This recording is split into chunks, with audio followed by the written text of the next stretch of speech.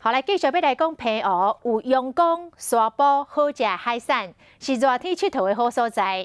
台湾嘛已经39天无本土病例咯，坐飞机唔免阁遐尔担心咯。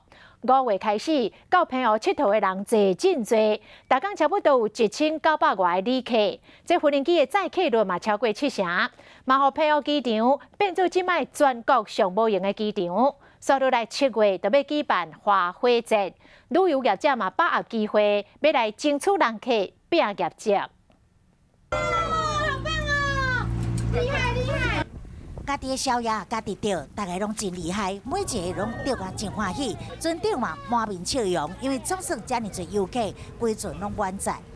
就你整只一直被拉下来。暗时钓小竿啊，这是拢有安排行程，也阁会当食到上青的小竿啊沙西米。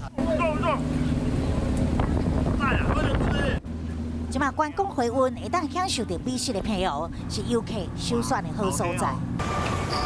当要接机的民俗业者，手举牌啊，等啊等，澎湖机场摕了全国上无用的机场第1名。5月份到20载客率是超过70%，每天90个旅客拢伫1900个左右。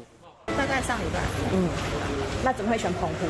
因为想要来可以晒太阳的感觉，不用再担心疫情去影响到行程。那现在很明显，就路上有人潮，店家也都蛮热闹的。